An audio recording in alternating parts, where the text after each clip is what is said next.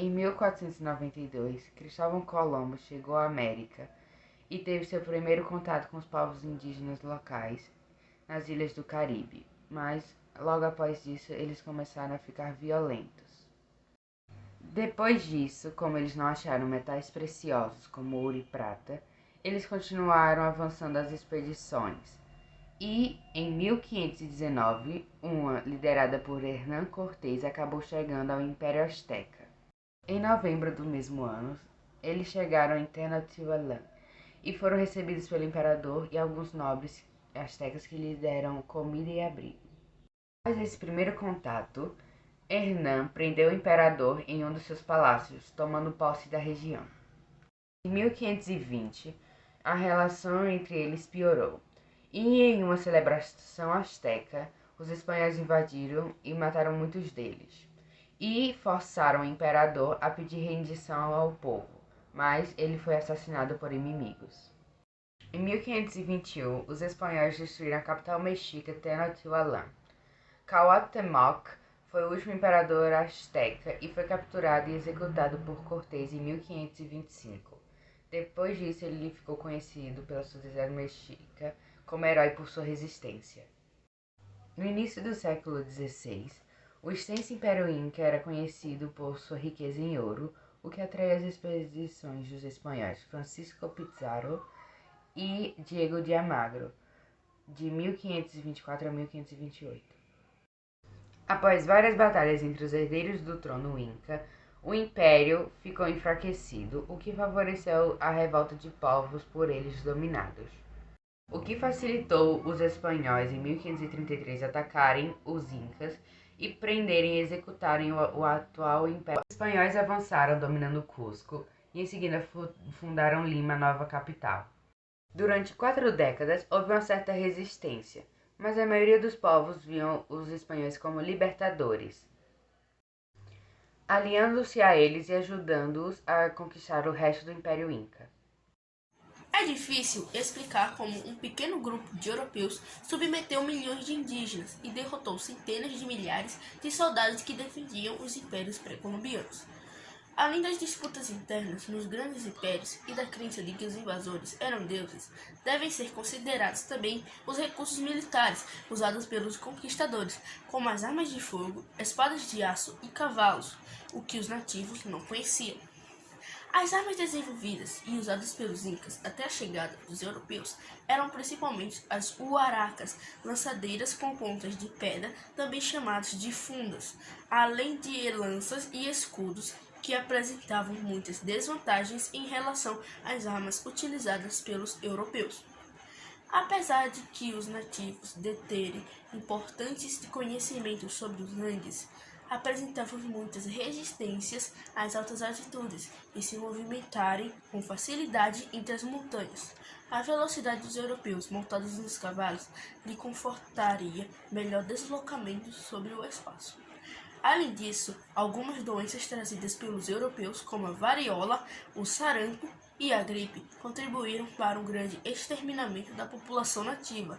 A sofisticada medicina inca, que contatava com os princípios ativos de cerca de 4.000 plantas medicinais, além das técnicas cirúrgicas, não pode conter os males ingleses na América. A colonização inglesa nas Américas resultou principalmente na formação de 13 colônias no norte do continente americano.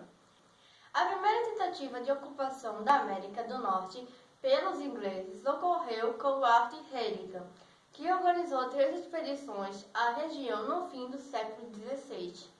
Oi, meu nome é Michel Felipe da Silva e eu vou falar sobre a América Espanhola, vice-reis, cabildos, chapetones, crioulos, negros e índios, agricultura e pecuária, trabalho forçado e a revolta Tupac Amaru II. Sociedade e administração da América Espanhola. A família real espanhola criou os adelantados, que entregaram grandes extensões de terra aos seus conquistadores. Vice-reis eram a autoridade máxima, sendo os principais pelas decisões financeiras, religiosas, administrativas e militares. Cabildos escolhiam o alcance de maior principal autoridade de garantir o cumprimento das determinações dos reis e vice-reis. Os grupos sociais, chapetones, eram elite colonial, ocupando os altos cargos administrativos. Crioulos eram filhos dos espanhóis nascidos na colônia. A exploração do ouro e da prata. A história da mineração no Brasil foi uma atividade socioeconômica que começa no século XVII, com as expedições chamadas Entradas e Bandeiras, que vasculharam o interior do território, em busca de metais valiosos, ouro, prata e cobre, e pedras preciosas como diamantes e esmeraldas. Os índios. O fator mais importante pela colonização espanhola foi a mineração, a base da economia espanhola. Eram as riquezas que provinham especialmente da Bolívia, a prata e também o ouro de outras colônias, sendo responsável pelo crescimento de outras, como a agricultura e a criação de gado. Quando a mineração decaiu, a agricultura passaram a ser atividades básicas, trabalho forçado. A principal forma de exploração do trabalho indígena foram a encomenda e a mita. A revolta de Tupac Amaru II. A rebelião começou em 1780 com a execução de um dos chefes espanhóis da administração colonial. Em pouco tempo, milhares de mestiços, indígenas, escravos e colonos tristes decidiram não mais obedecer às exigências e tributos da coroa espanhola.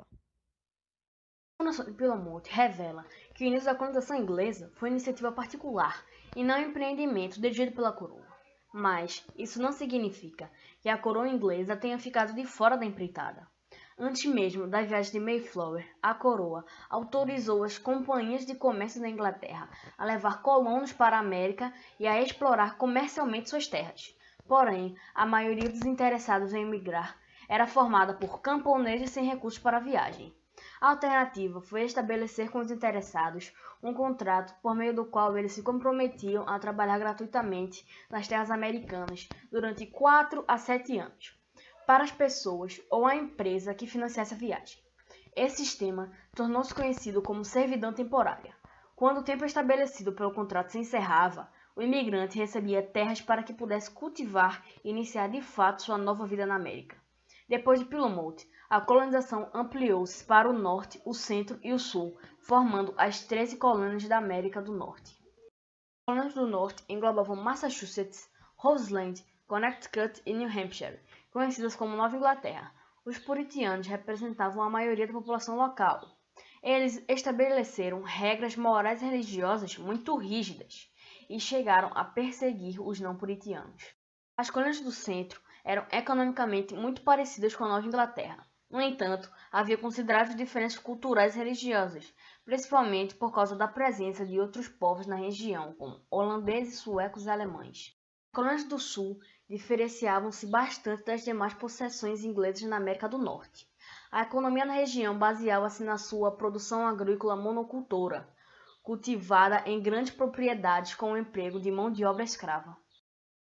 O comércio triangular envolvia as 13 colônias, as Antilhas na região do Caribe e na África.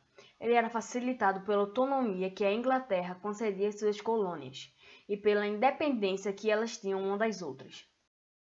Com a chegada dos europeus ao continente americano, muitos territórios indígenas foram violentamente invadidos e tomados para a fundação de núcleos de povoamento, apoiados na ideia de que tinham de cumprir uma missão civilizatória na América. Os colonos trataram os indígenas como obstáculos que deveriam ser removidos a qualquer custo. Considerados pelos europeus selvagens e primitivos, os nativos americanos foram expulsos de suas terras ou, em alguns casos, acabaram reduzidos à condição de escravos. As 13 colônias tinham muita autonomia em relação à metrópole inglesa e eram independentes uma das outras. Não havia um sistema que as unificasse sob o mesmo comando, diferente do que ocorreu na América Portuguesa, com o governo geral, e na América Espanhola, com os vice-reinos. Cada colônia tinha um próprio governante, diretamente subordinado à coroa inglesa. Uma das bases da reforma protestante na Europa foi a defesa da livre interpretação dos textos bíblicos. Para isso, os fiéis precisavam ser alfabetizados. Assim, o predomínio de protestantes nas 13 colônias inglesas colaborou para a tomada de medidas importantes na área da educação. Em 1642, uma lei da colônia de Massachusetts, por exemplo, determinava que o país deveria garantir o desenvolvimento da leitura e da escrita, que os pais deveriam garantir o desenvolvimento da leitura e da escrita por seus filhos para que eles aprendessem a doutrina protestante e as leis locais.